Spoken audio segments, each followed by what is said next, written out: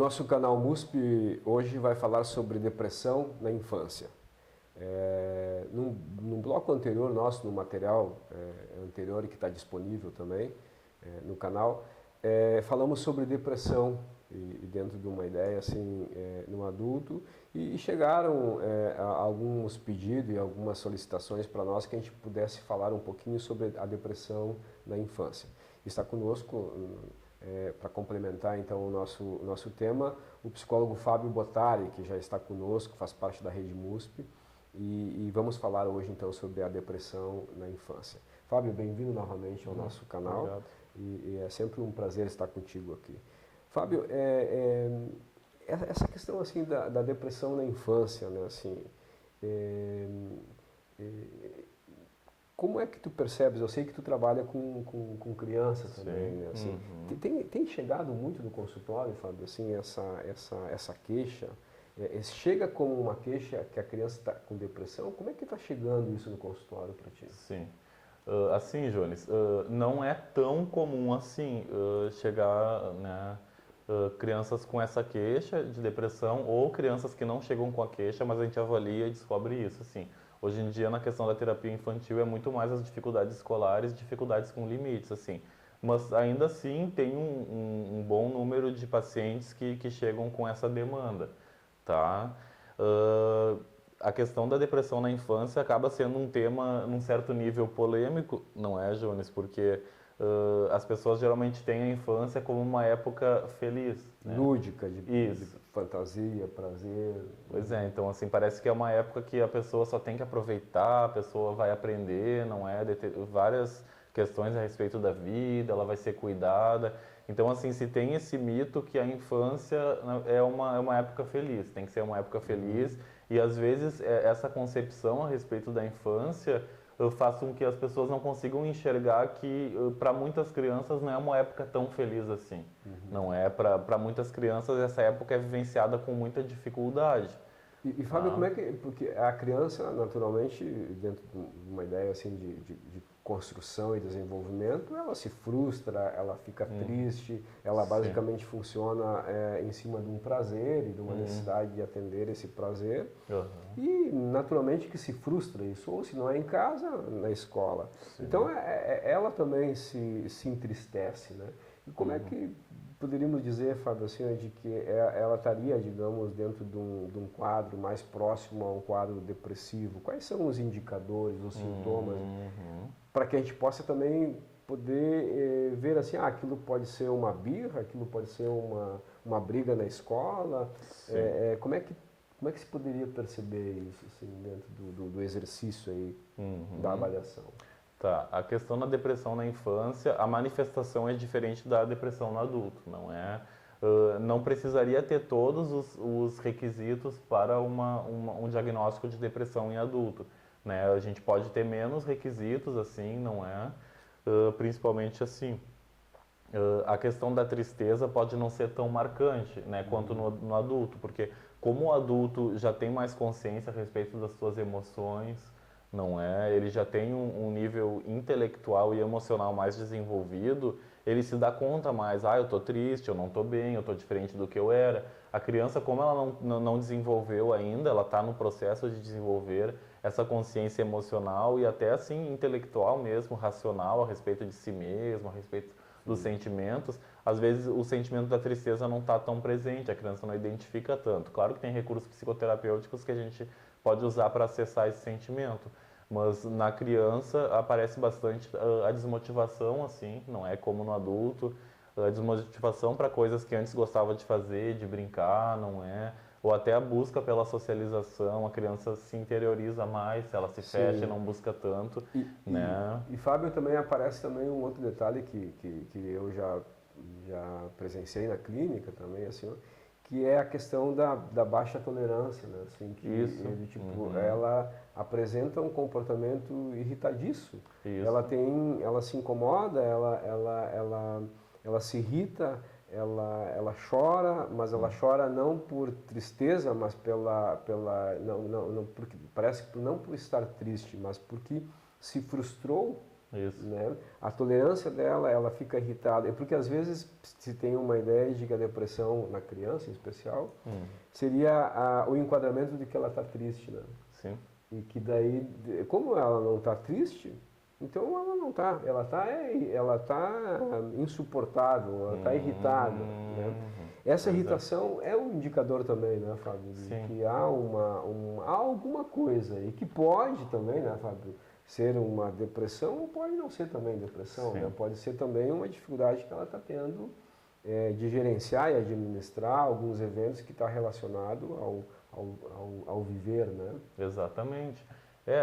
A irritabilidade, ela é característica, né, na depressão infantil. Aparece também na depressão entre adultos, principalmente né, entre homens, assim.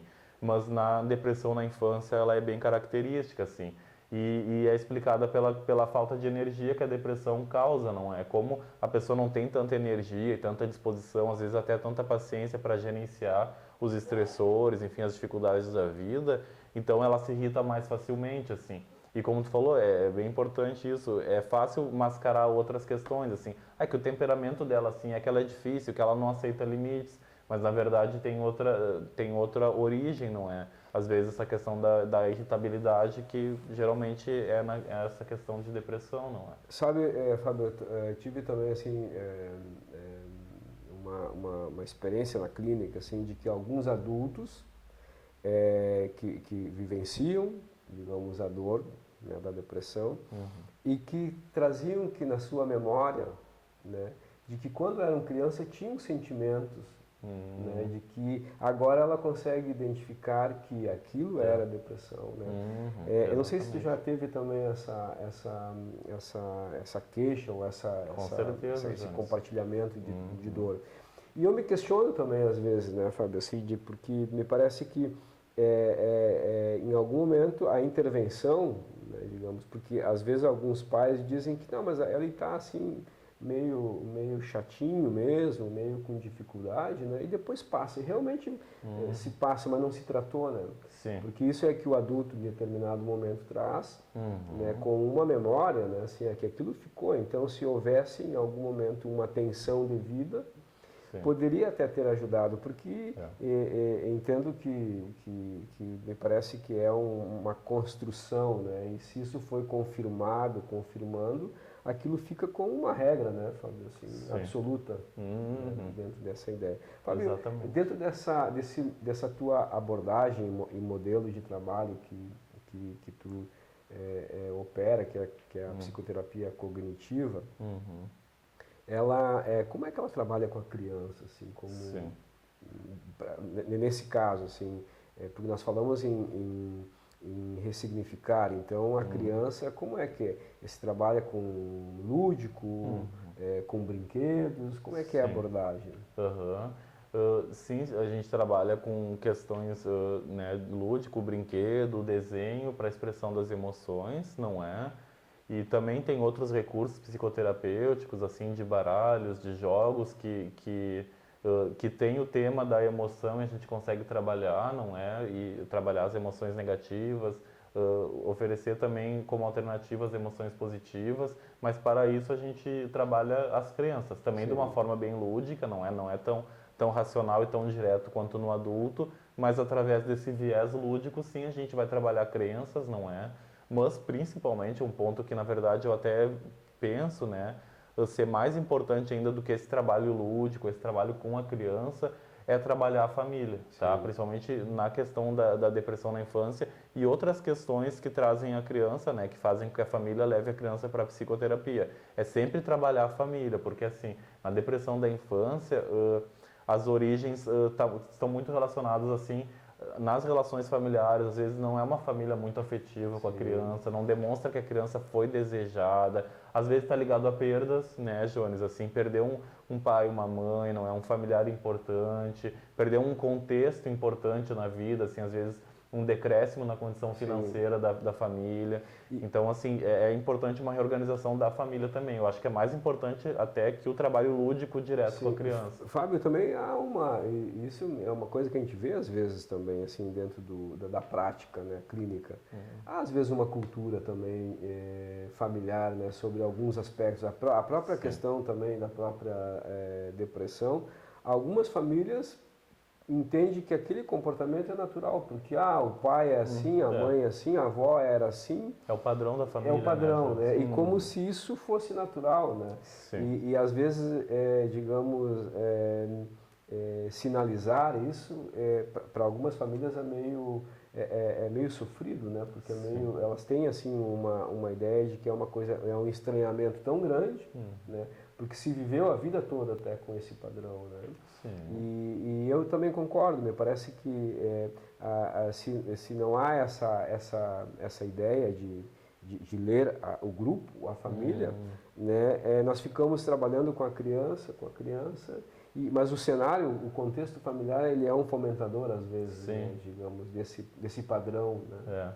E como tu percebe, as famílias elas estão sendo mais elas estão conseguindo ter uma escuta, elas estão mais sensíveis quando chega a criança, Fábio, assim, quando tu sinaliza que nós precisamos rever esse arranjo familiar, elas aceitam ou como é que é hoje? Como é que tu percebe? Como tu falou assim, Jones, como às vezes é um padrão que não é só daquela família, enfim, daquela geração, às vezes é um padrão que já veio das gerações anteriores. Geralmente é difícil sim para a família aceitar, às vezes, não é reconhecer e aceitar aquilo. Tem famílias, assim, principalmente se é uma família assim que tem um perfil mais orgulhoso, assim, mais de que não existe espaço para questionamento, sim, às vezes a família não reconhece. Às vezes a família não consegue reconhecer e continua pensando que sim, o problema é da criança, não é da família, o problema é da criança. Como a gente chama em terapia familiar, acaba sendo o bode expiatório, não é? O problema todo do funcionamento familiar é deslocado para um indivíduo só, que geralmente é a criança ou o adolescente da família. Às vezes eles não conseguem rever o padrão, não é? Mas muitas vezes sim, e isso é o que faz a mudança no padrão da criança ser genuína. Às vezes o terapeuta trabalha somente com a criança e a criança usa os recursos não é necessários assim que o terapeuta estimula e ela até obtém uma melhora. Só que como o pano de fundo não é do problema dela, que a questão familiar não mudou, a tendência é que se tenha uma reincidência naquele comportamento. E fica reforçando, né? Exatamente. Fábio, estamos finalizando, agradecemos muito novamente a tua presença aqui no nosso canal MUSP e nós voltamos em outro momento, com outro tema também. Ficamos por aqui então, até mais.